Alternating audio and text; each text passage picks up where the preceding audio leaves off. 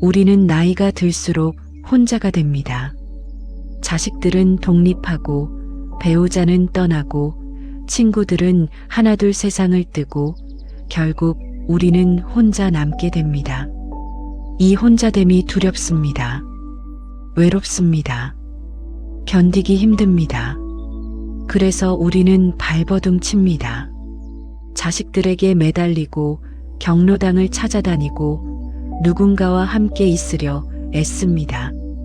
하지만 독일의 철학자 쇼펜하우어는 전혀 다른 이야기를 합니다. 고독할 수 있는 사람만이 진정으로 자유롭다고 말합니다.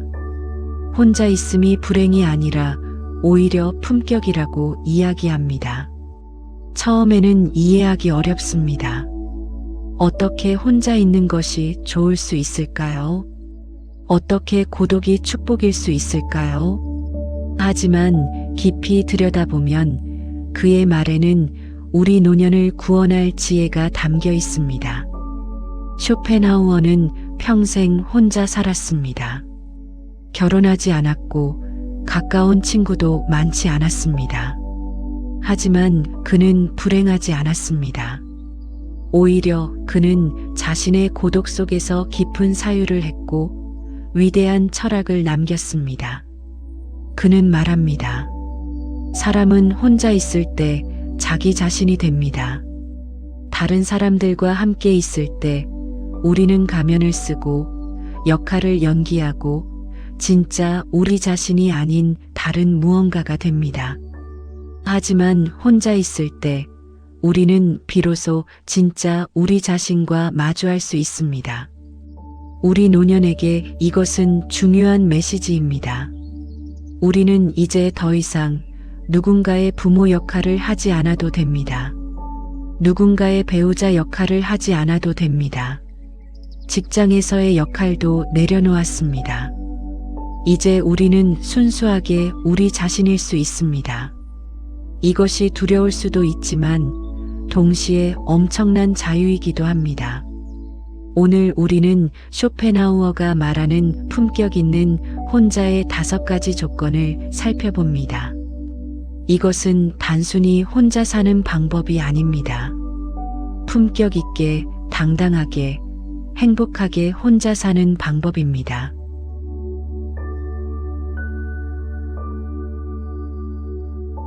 첫째, 타인의 시선에서 완전히 자유로워지는 단호함. 우리는 평생을 남의 눈치를 보며 살아왔습니다. 부모님 눈치, 선생님 눈치, 상사 눈치, 배우자 눈치, 자식 눈치를 보며 살았습니다. 우리의 선택은 늘 다른 사람들이 뭐라고 할까라는 두려움에 갇혀 있었습니다. 쇼펜하우어는 이것을 인간의 가장 큰 불행 중 하나로 봅니다. 사람들은 타인의 의견을 지나치게 중요하게 여긴다. 그래서 평생을 남을 위해 살고 정작 자기 자신을 위해서는 살지 못한다고 말합니다. 생각해 봅시다. 우리는 왜 좋은 대학에 가려 했습니까? 왜 좋은 직장에 들어가려 했습니까? 왜 좋은 집에 살려 했습니까? 정말 우리가 원해서였습니까? 아니면 다른 사람들에게 인정받고 싶어서였습니까? 우리는 왜 자식을 명문대에 보내려 애썼습니까? 정말 자식의 행복을 위해서였습니까? 아니면 주변 사람들에게 자랑하고 싶어서였습니까? 우리는 왜 비싼 옷을 입고 좋은 차를 타고 넓은 집에 살려 했습니까? 정말 우리가 필요해서였습니까? 아니면 남들에게 보여주기 위해서였습니까? 쇼펜하우어는 말합니다. 우리 행복의 10분의 9는 우리 자신에게서 나온다. 나머지 10분의 1만이 외부 환경에서 나온다. 그런데 사람들은 거꾸로 산다. 외부의 인정에 10분의 9를 쏟고 자기 자신에게는 10분의 1만 쏟는다. 이제 우리는 나이가 들었습니다. 70년, 80년을 살아왔습니다. 그런데도 여전히 남의 눈치를 봅니까? 여전히 남들의 평가가 두렵습니까? 경로당에 갑니다. 다른 어르신들이 좋은 옷을 입고 오셨습니다. 우리는 초라해 보일까봐 걱정됩니다. 그래서 우리도 좋은 옷을 꺼내 입습니다. 하지만 정작 그 옷은 불편합니다. 자식들이 찾아옵니다. 우리는 좋은 음식을 차려야 한다고 생각합니다. 혹시 자식들이 우리 부모는 인색하다고 생각할까봐 걱정됩니다. 그래서 무리해서 음식을 준비하고 나중에 몸이 아픕니다. 이웃이 여행을 다녀왔다고 합니다. 우리도 뭔가 해야 할 것 같습니다. 가만히 집에만 있으면 저 사람은 아무것도 안 한다고 생각할까봐 두렵습니다. 그래서 우리도 억지로 어디론가 나갑니다. 이것은 얼마나 피곤한 삶입니까? 우리는 언제까지 이렇게 살아야 합니까? 70이 넘어도 80이 넘어도 여전히 남의 눈치를 보며 살아야 합니까? 쇼펜하우어는 단호하게 말합니다. 멈추십시오. 이제 그만하십시오. 타인의 시선은 환상입니다. 사람들은 우리가 생각하는 것만큼 우리에게 관심이 없습니다. 우리는 착각합니다. 모든 사람이 우리를 주목하고 우리를 평가하고 우리에 대해 이야기한다고 착각합니다. 하지만 진실은 이렇습니다. 사람들은 자기 자신에게만 관심이 있습니다. 우리가 무슨 옷을 입든 어디를 가든 무엇을 하든 사람들은 잠깐 보고 잊어버립니다. 우리가 밤새 고민한 것을 그들은 5분도 생각하지 않습니다. 그런데 우리는 그 환상 때문에 평생을 고통받습니다. 존재하지도 않는 시선을 의식하고 들리지도 않는 비난을 두려워합니다. 쇼펜하우어는 이렇게 비유합니다. 우리는 거울 속에 자신을 보고 있는 것이 아니라 우리가 상상한 타인의 눈을 보고 있습니다. 그리고 그 상상 속의 눈은 대부분 우리를 비판하고 있습니다. 이제 우리는 자유로워져야 합니다. 타인의 시선에서, 타인의 평가에서, 타인의 기대에서 완전히 자유로워져야 합니다. 어떻게 자유로워질 수 있을까요? 쇼펜하우어는 3가지를 제안합니다. 첫째, 우리 자신의 기준을 세워야 합니다. 남의 기준이 아니라 우리 자신의 기준으로 살아야 합니다. 나는 어떤 삶이 좋은가? 나는 무엇을 하고 싶은가? 나는 무엇이 행복한가를 스스로 정해야 합니다. 둘째, 비교를 멈춰야 합니다. 우리는 늘 다른 사람과 비교합니다. 더 많이 가진 사람, 더 잘 사는 사람, 더 행복해 보이는 사람과 비교하며 스스로를 비참하게 만듭니다. 하지만 쇼펜하우어는 말합니다. 비교는 불행의 시작입니다.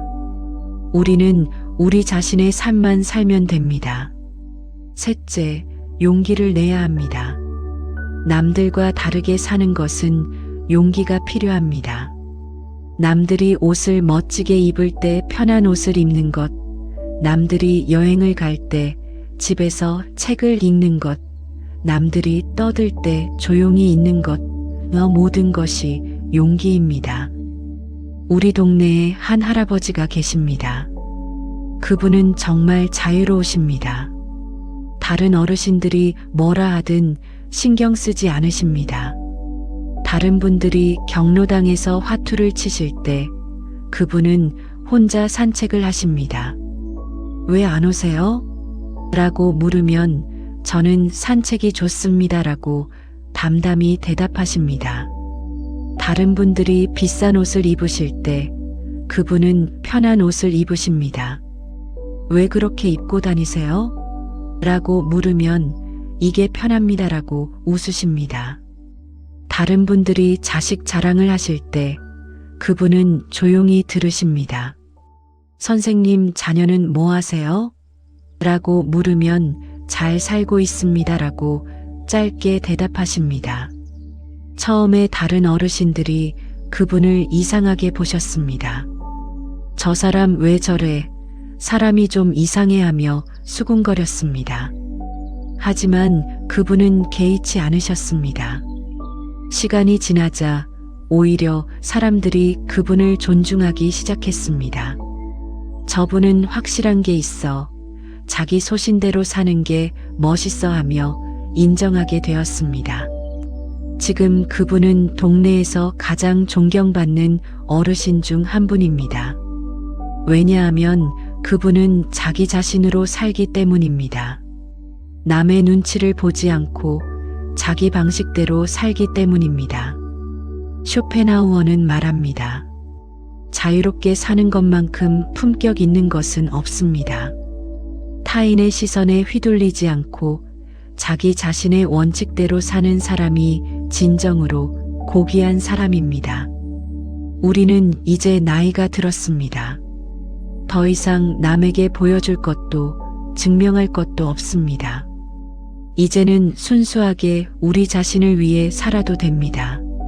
남들이 뭐라 하든 우리가 편한 대로 살면 됩니다. 남들이 어떻게 보든 우리가 행복한 대로 살면 됩니다. 이것이 타인의 시선에서 자유로워지는 것입니다. 그리고 이 자유로움이 품격 있는 혼자의 첫 번째 조건입니다. 우리가 타인의 시선에서 자유로워질 때 비로소 우리는 진정으로 혼자 있을 수 있습니다. 다른 사람이 필요 없어집니다. 왜냐하면 우리 자신만으로 충분하기 때문입니다. 오늘부터 실천해 봅시다. 작은 것부터 시작합시다. 오늘은 남의 눈치를 보지 않고 정말 내가 입고 싶은 옷을 입어봅시다.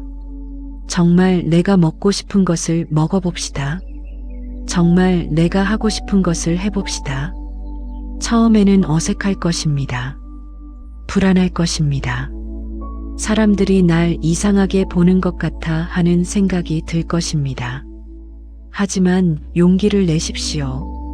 그리고 깨달을 것입니다. 아무도 우리에게 관심이 없다는 것을, 우리가 걱정하던 것은 모두 환상이었다는 것을 말입니다. 그때 우리는 진정으로 자유로워집니다. 그리고 그 자유 속에서 우리는 품격 있는 혼자를 경험하게 됩니다.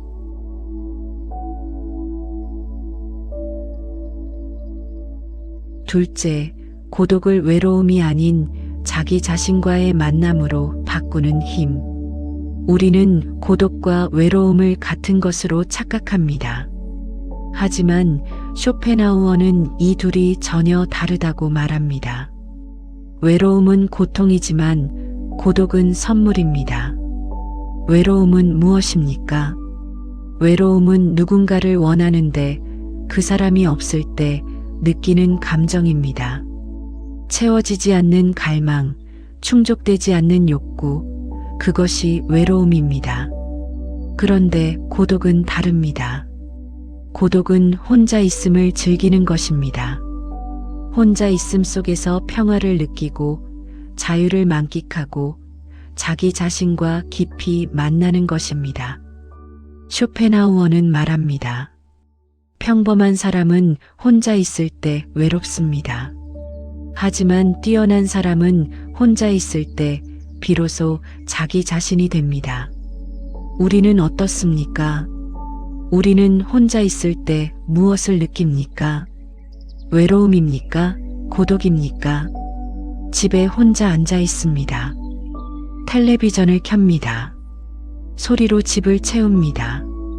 왜냐하면 고요함이 견디기 어렵기 때문입니다. 혼자라는 사실이 두렵기 때문입니다. 전화기를 듭니다. 누구에게든 전화를 걸고 싶습니다. 아무 내용 없는 대화라도 괜찮습니다. 그냥 누군가의 목소리를 듣고 싶습니다. 혼자가 아니라는 확인을 받고 싶습니다. 밖으로 나갑니다. 경로당이든 어디든 사람이 있는 곳으로 갑니다. 집에 혼자 있으면 우울해지기 때문입니다. 적막함이 우리를 짓누르기 때문입니다. 이것이 외로움입니다. 우리는 혼자를 견디지 못합니다. 그래서 끊임없이 누군가를, 무언가를 찾아 헤맵니다. 하지만 쇼펜하우어는 이렇게 묻습니다. 왜 혼자가 두렵습니까? 왜 고요함이 견디기 어렵습니까? 그것은 당신이 당신 자신과 친하지 않기 때문입니다. 생각해 봅시다. 우리는 우리 자신을 얼마나 알고 있습니까? 우리는 평생을 우리 자신과 함께 살아왔습니다. 그런데 정작 우리 자신에 대해 얼마나 알고 있습니까? 우리는 무엇을 좋아합니까? 무엇을 싫어합니까? 무엇이 우리를 행복하게 합니까? 무엇이 우리를 괴롭게 합니까? 우리의 꿈은 무엇입니까? 우리의 두려움은 무엇입니까?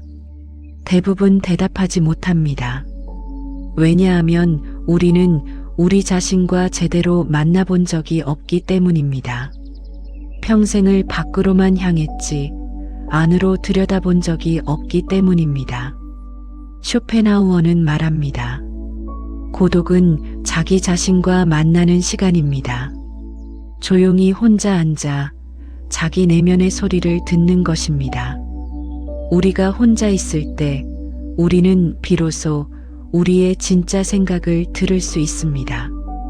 다른 사람들의 의견에 휘둘리지 않고 세상의 소음에 방해받지 않고 순수하게 우리 자신의 생각을 들을 수 있습니다.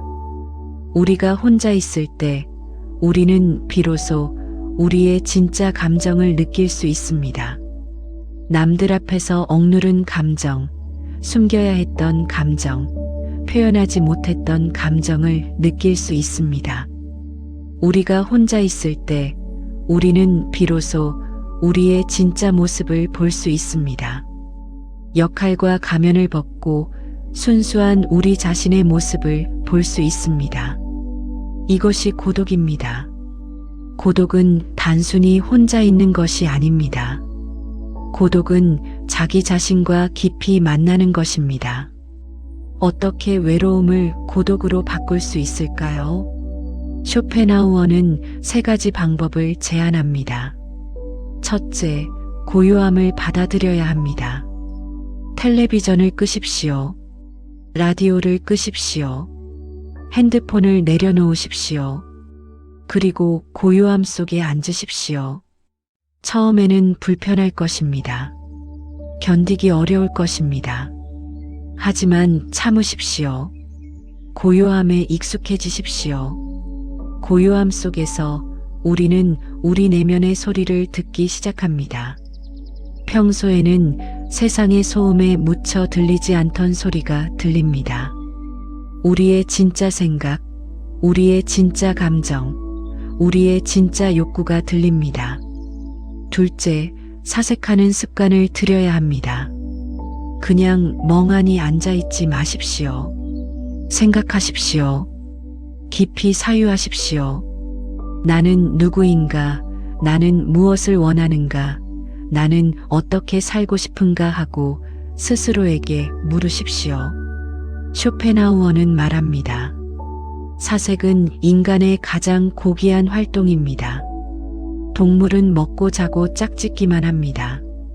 하지만 인간은 사유합니다. 그것이 우리를 인간답게 만듭니다. 우리는 나이가 들었습니다. 이제 더 이상 바쁘게 뛰어다닐 필요가 없습니다. 이제는 천천히 깊이 생각할 시간이 있습니다. 이 시간을 사색으로 채우십시오. 셋째, 기록하는 습관을 들여야 합니다. 생각을 글로 쓰십시오. 일기를 쓰십시오. 우리의 생각과 감정을 글로 표현하면 더 명확해집니다. 흐릿했던 것이 선명해지고 혼란스러웠던 것이 정리됩니다. 우리 동네에 한 할머니가 계십니다. 그분은 혼자 사십니다. 자식들은 다 독립했고 남편은 몇 년 전에 돌아가셨습니다. 처음에는 외로워하셨습니다. 텔레비전만 보시고 경로당만 다니셨습니다. 그런데 어느 날부터 그분이 변하셨습니다. 경로당에 덜 오시게 되었습니다. 집에 계시는 시간이 많아졌습니다. 사람들이 걱정했습니다. 혹시 우울하신 거 아니야? 하지만 그분은 우울한 게 아니셨습니다. 그분은 자기 자신과 만나는 법을 배우신 것입니다. 매일 아침 그분은 조용히 앉아 차를 드십니다. 아무 생각 없이 그냥 차의 향과 맛에 집중하십니다. 그리고 산책을 나가십니다. 혼자 천천히 걸으며 자연을 보고 생각을 정리하십니다. 돌아오시면 일기를 쓰십니다. 오늘 무엇을 느꼈는지, 무엇을 생각했는지 기록하십니다. 그분은 이제 혼자 있는 것을 즐기십니다. 혼자 있을 때가 가장 편해요. 나 자신이 될 수 있거든요라고 말씀하십니다. 그분은 외로움을 고독으로 바꾸신 것입니다. 쇼펜하우어는 말합니다. 자기 자신과 친한 사람은 결코 외롭지 않습니다. 왜냐하면 가장 좋은 친구, 즉 자기 자신이 늘 함께 있기 때문입니다. 우리도 그렇게 될 수 있습니다. 우리도 우리 자신과 친해질 수 있습니다. 그러면 혼자 있음이 더 이상 고통이 아니게 됩니다. 오히려 선물이 됩니다. 혼자 있을 때 우리는 쉴 수 있습니다. 다른 사람을 의식하지 않아도 되고, 역할을 연기하지 않아도 되고, 그냥 편안하게 우리 자신일 수 있습니다. 혼자 있을 때 우리는 충전할 수 있습니다. 사람들과 함께 있는 것은 에너지를 소모합니다. 하지만 혼자 있으면 에너지가 회복됩니다. 혼자 있을 때 우리는 성장할 수 있습니다. 우리 자신을 깊이 들여다보고 우리의 문제를 직면하고 우리의 삶을 성찰할 수 있습니다. 이것이 고독의 힘입니다. 고독은 우리를 더 깊은 사람으로 만들고 더 지혜로운 사람으로 만들고 더 평화로운 사람으로 만듭니다. 오늘부터 실천해 봅시다. 하루에 1시간이라도 완전히 혼자 있는 시간을 가져봅시다. 텔레비전도 끄고 핸드폰도 내려놓고 그냥 조용히 앉아 있어 봅시다. 처음에는 불편할 것입니다. 뭐 하지? 심심한데 하는 생각이 들 것입니다. 하지만 참으십시오. 그 불편함을 견뎌내십시오. 시간이 지나면 놀라운 일이 일어납니다. 고요함이 편안해집니다. 혼자 있음이 즐거워집니다. 그리고 우리는 깨닫게 됩니다. 우리가 평생 두려워했던 고독이 사실은 가장 큰 선물이었다는 것을 말입니다.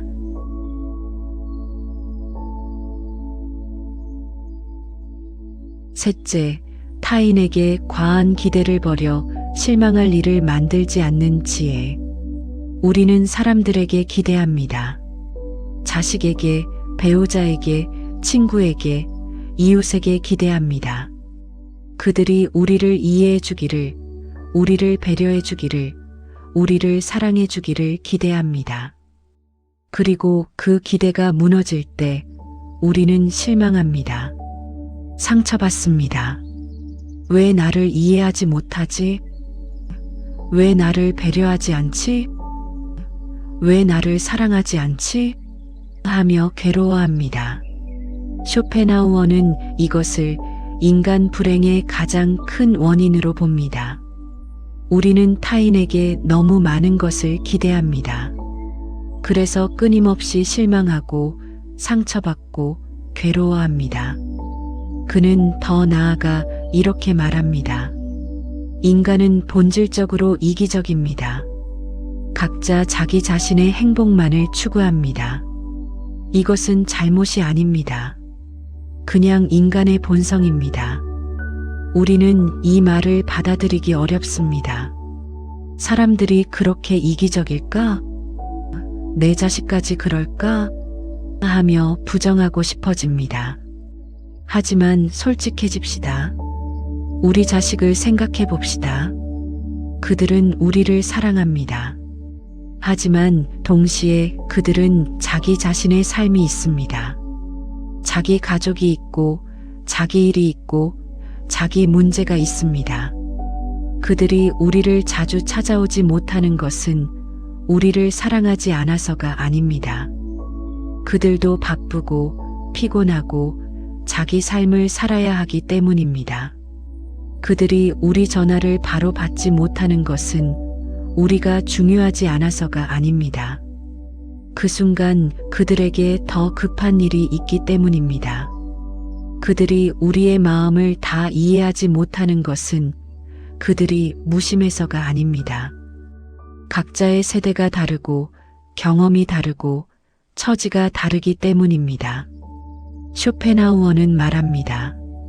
이것을 받아들이십시오. 사람들이 우리를 중심으로 살지 않는다는 것을, 사람들에게도 자기 삶이 있다는 것을 인정하십시오. 우리가 타인에게 기대하는 것은 무엇입니까?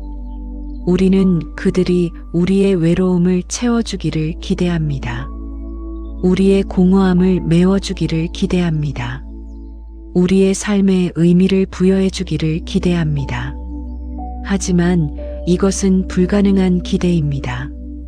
아무도 우리의 외로움을 완전히 채워줄 수 없습니다. 아무도 우리의 공허함을 완전히 메워줄 수 없습니다. 아무도 우리의 삶에 의미를 부여해 줄 수 없습니다.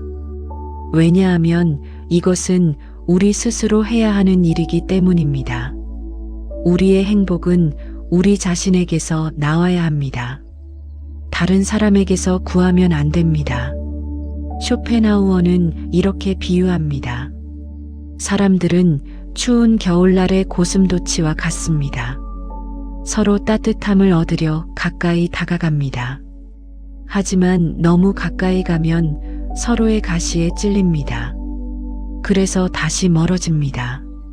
적당한 거리, 너무 가깝지도 너무 멀지도 않은 거리를 유지해야 합니다. 우리와 타인의 관계도 그렇습니다. 적당한 거리가 필요합니다.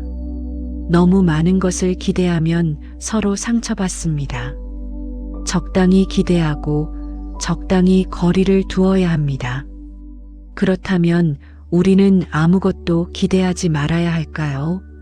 아닙니다. 쇼펜하우어는 기대하지 말라고 하는 게 아닙니다.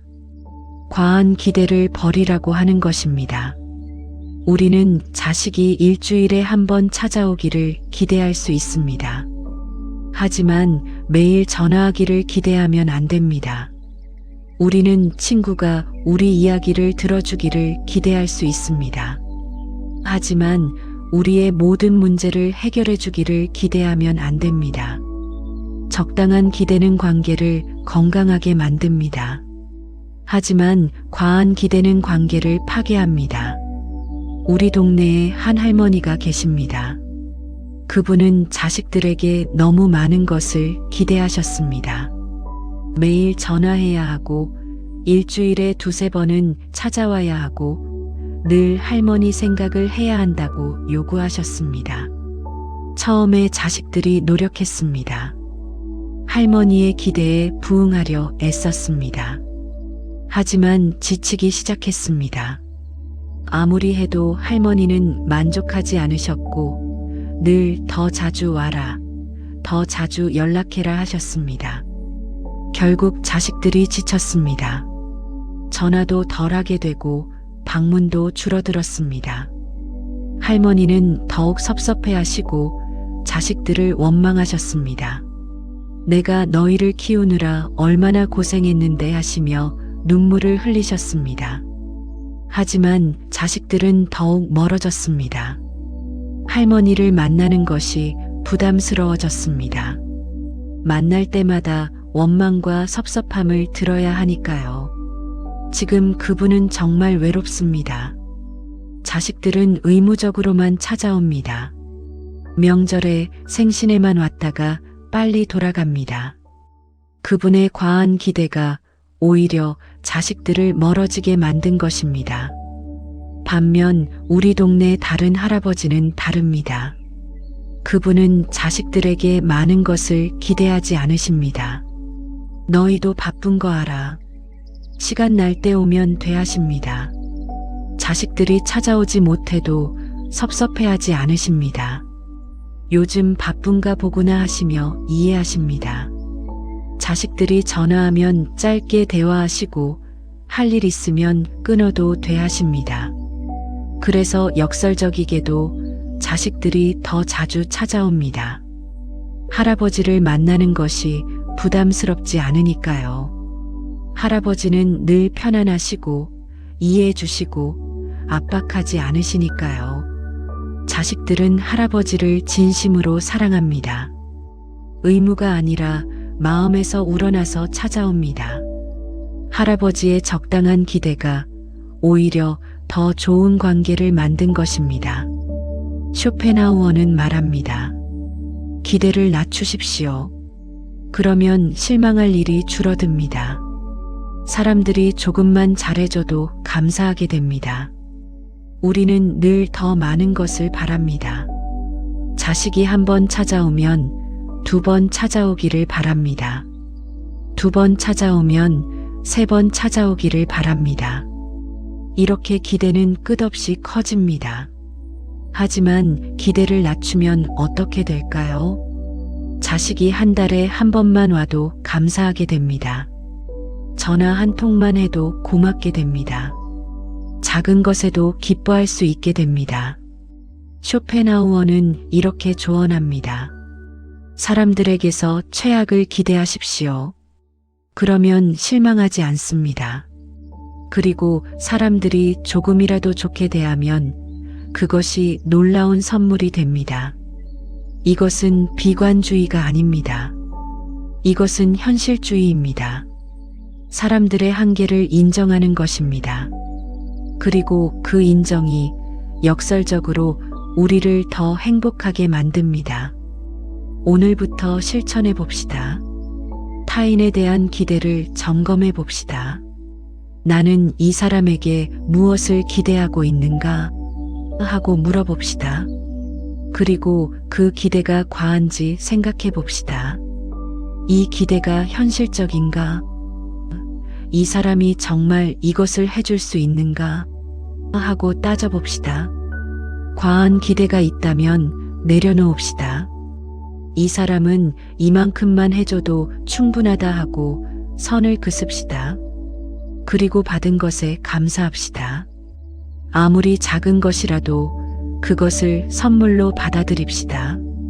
더 해줘야 하는데 하고 요구하지 말고 이만큼 해줘서 고맙다 하고 감사합시다. 이렇게 할 때 우리는 실망할 일이 줄어듭니다. 상처받을 일이 줄어듭니다. 그리고 우리는 더 평화로워집니다. 이것이 품격 있는 혼자의 세 번째 조건입니다.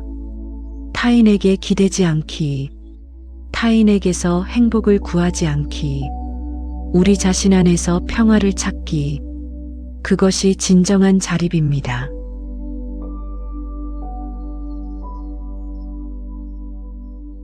넷째, 지적 호기심을 유지하여 무료함이라는 괴물을 쫓아내는 것.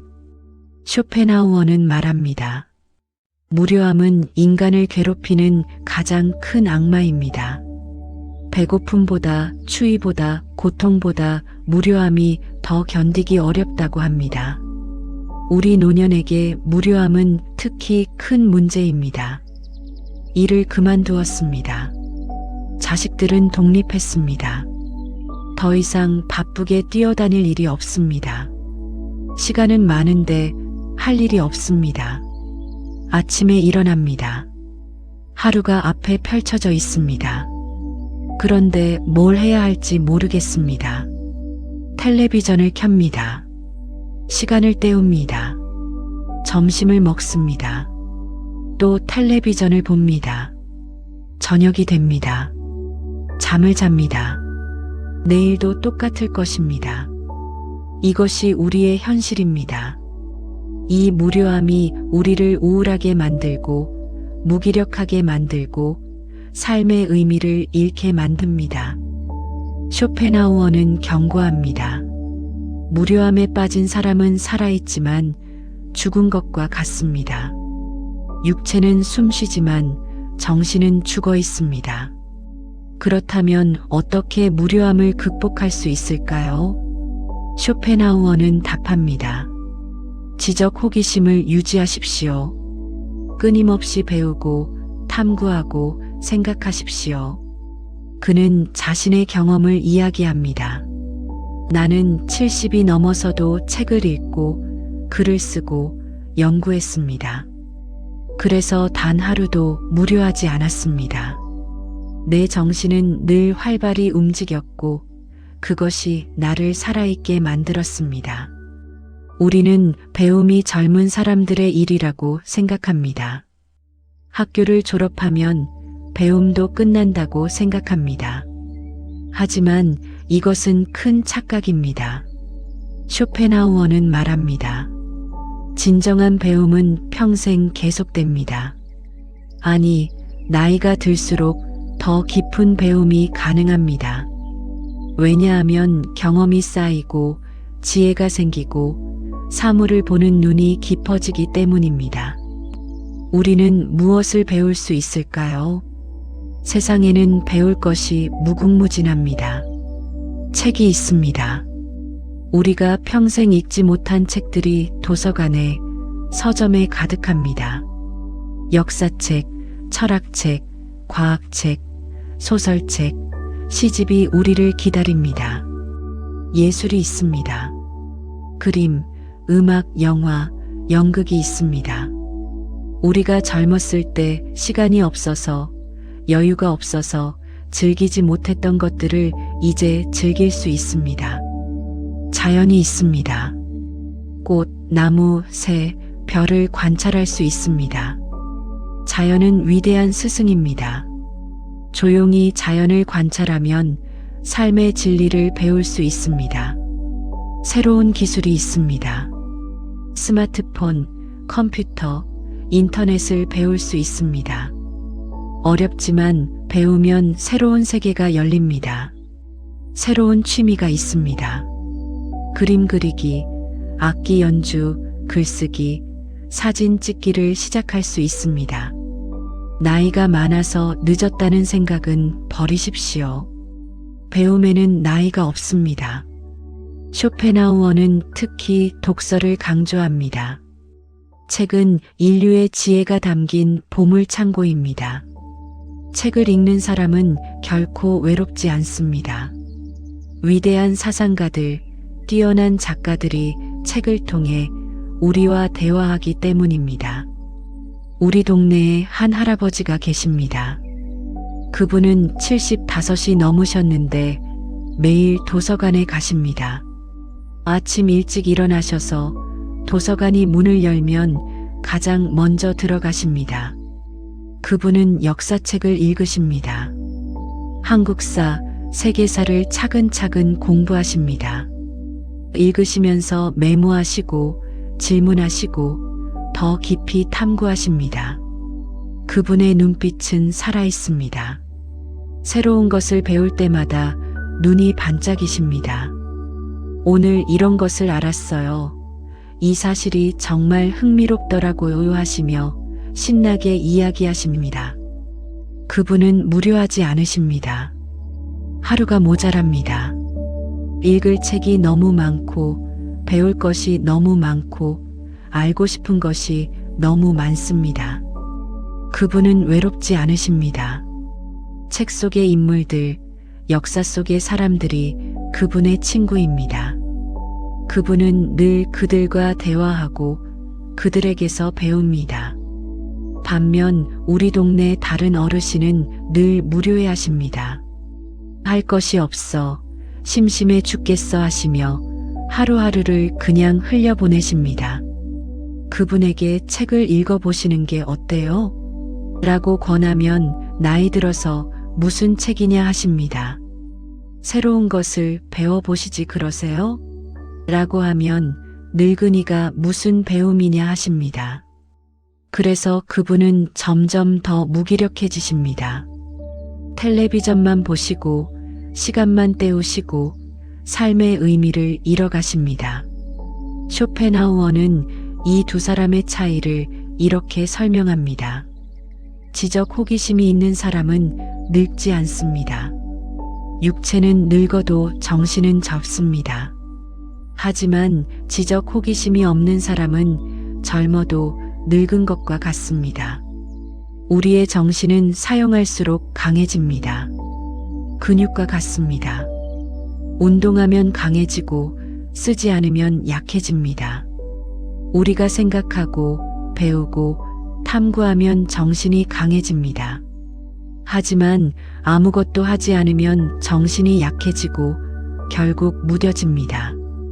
쇼펜하우어는 경고합니다. 정신을 사용하지 않으면 녹이 슬리다. 그리고 녹슨 정신은 무료함과 우울함을 낳습니다. 그렇다면 오늘부터 무엇을 할 수 있을까요? 작은 것부터 시작합시다. 오늘 책 한 권을 빌려옵시다. 두꺼운 책이 아니어도 됩니다. 얇은 책, 쉬운 책으로 시작하면 됩니다. 매일 조금씩 읽읍시다. 하루에 10페이지라도 괜찮습니다. 중요한 것은 꾸준함입니다. 매일 조금씩 읽으면 한 달이면 한 권을 다 읽을 수 있습니다. 1년이면 12권을 읽을 수 있습니다. 읽으면서 생각합시다. 이 책이 내게 무엇을 말하는가? 나는 이것에 동의하는가? 내 경험과 비교하면 어떤가? 하고 질문하십시오. 그리고 가능하면 기록하십시오. 인상 깊은 구절을 적어두십시오. 나의 생각을 메모하십시오. 이렇게 하면 읽기가 더 깊어집니다. 책만이 아닙니다. 다큐멘터리를 보십시오. 요즘은 유튜브에도 좋은 다큐멘터리가 많습니다. 자연, 역사, 과학, 예술에 관한 다큐멘터리를 보며 배우십시오. 강연을 들으십시오. 도서관이나 복지관에서 무료 강연이 많습니다. 관심 있는 주제의 강연을 찾아 들으십시오. 무엇보다 호기심을 유지하십시오. 이것은 무엇일까? 왜 이럴까? 어떻게 작동할까? 하고 끊임없이 질문하십시오. 어린아이처럼 세상을 신기해 하십시오. 쇼펜하우어는 말합니다. 호기심은 정신을 젊게 유지하는 비결입니다. 호기심이 있는 한 우리는 결코 늙지 않습니다. 우리는 나이가 들었지만 우리의 정신은 여전히 배우고 성장할 수 있습니다. 아니, 오히려 지금이 가장 좋은 시기일 수 있습니다. 더 이상 생계를 위해 일할 필요가 없습니다. 순수하게 배움을 즐길 수 있습니다. 이것이 품격 있는 혼자의 네 번째 조건입니다. 지적 호기심을 유지하는 것, 끊임없이 배우고 탐구하는 것, 그것이 무료함을 쫓아내고 우리 삶을 풍요롭게 만듭니다.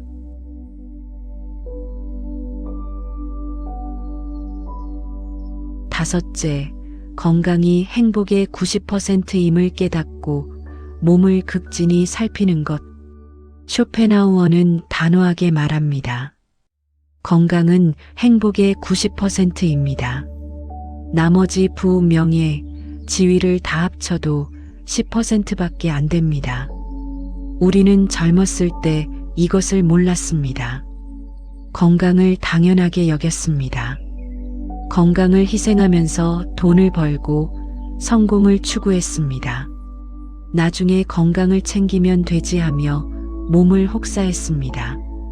하지만 나이가 들면서 깨닫습니다.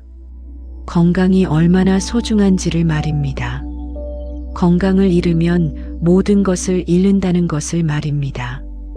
쇼펜하우어는 자신의 경험을 이야기합니다. 나는 젊었을 때 건강하지 못했습니다. 그래서 건강의 소중함을 누구보다 잘 압니다. 건강할 때는 세상이 아름답습니다. 하지만 아플 때는 모든 것이 고통입니다. 생각해 봅시다. 우리가 아플 때를 떠올려 봅시다. 이가 아플 때, 허리가 아플 때, 무릎이 아플 때를 기억해 봅시다. 그때 우리는 무엇을 생각했습니까? 건강했을 때가 좋았다. 아프지만 않으면 다른 건 아무것도 필요 없다 하고 생각하지 않았습니까? 그 순간만큼은 돈도 명예도 중요하지 않았습니다. 그냥 아프지 않은 것, 그것만이 간절했습니다. 하지만 아픔이 지나가면 우리는 또 잊어버립니다. 건강의 소중함을 잊고 다시 몸을 함부로 대합니다. 쇼펜하우어는 경고합니다. 건강을 잃기 전에 지키십시오. 잃고 나서 후회해도 소용없습니다. 특히 나이가 들수록 건강은 회복하기 어렵습니다. 우리 노년에게 건강은 더욱 중요합니다. 건강하면 모든 것을 할 수 있습니다. 혼자 살 수 있고, 혼자 움직일 수 있고, 자립할 수 있습니다. 하지만 건강을 잃으면 우리는 누군가에게 의지해야 합니다. 자식에게, 간병인에게 의존해야 합니다. 품격 있는 혼자는 불가능해집니다. 그렇다면 어떻게 건강을 지킬 수 있을까요?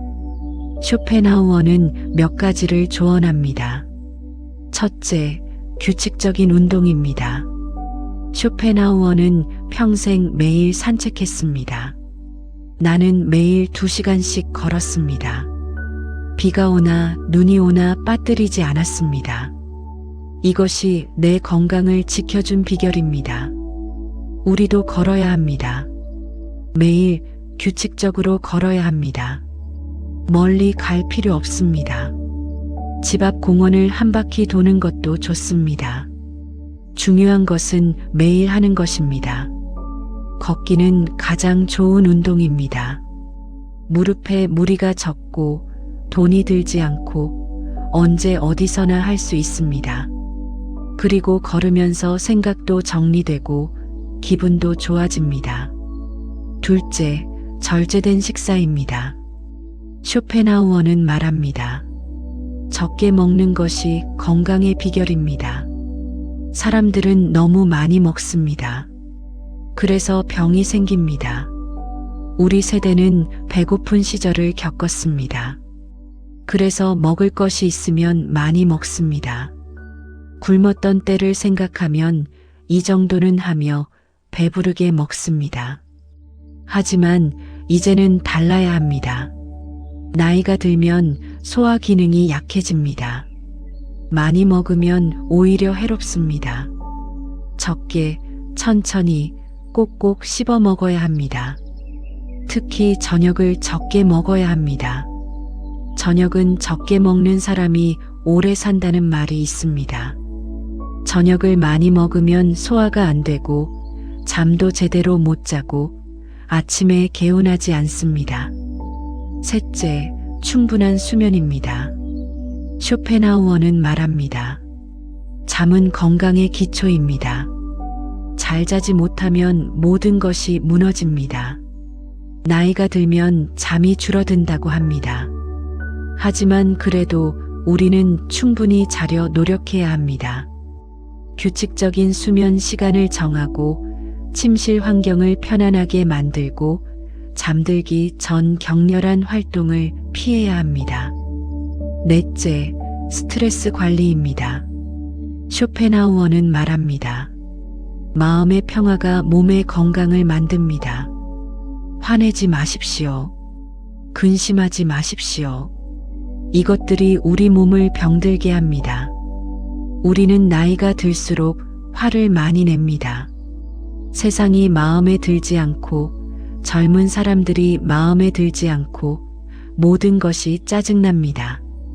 하지만 그 화가, 그 짜증이 우리 몸을 망칩니다. 혈압을 올리고 심장에 무리를 주고 소화를 방해합니다. 쇼펜하우어는 조언합니다. 화날 일을 만들지 마십시오. 타인과 거리를 두십시오. 기대를 낮추십시오. 그러면 화날 일이 줄어듭니다. 5째, 정기적인 건강검진입니다.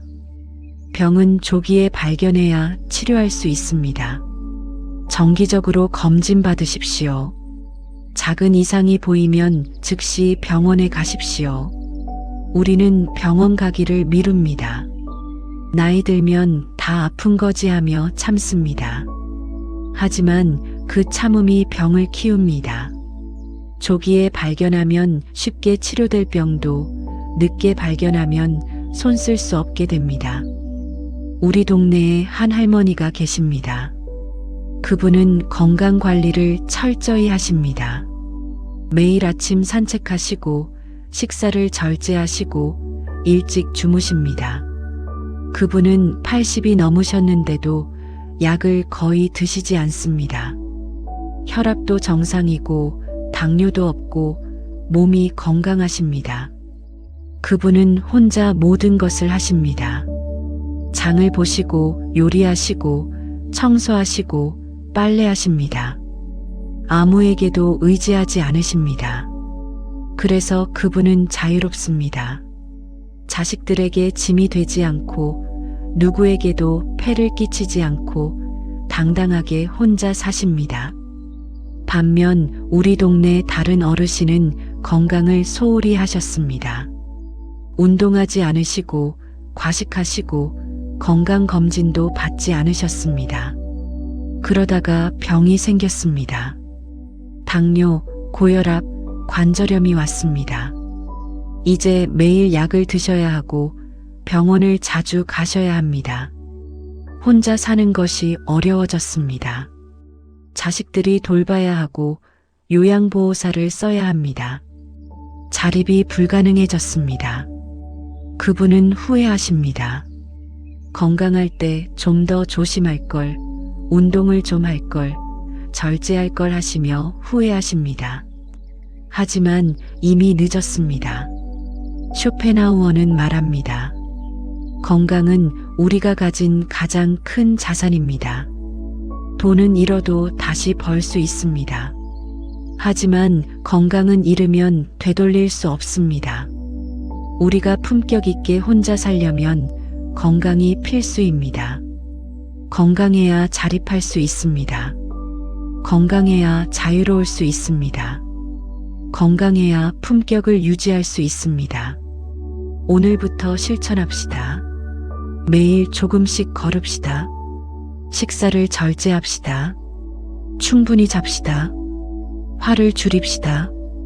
정기적으로 검진 받읍시다. 이것은 어려운 일이 아닙니다. 조금만 신경 쓰면 됩니다. 그리고 그 조금의 노력이 우리의 노년을 완전히 바꿀 것입니다. 건강한 노년은 축복입니다. 건강하면 모든 것이 가능합니다. 건강하면 품격 있게 혼자 살 수 있습니다.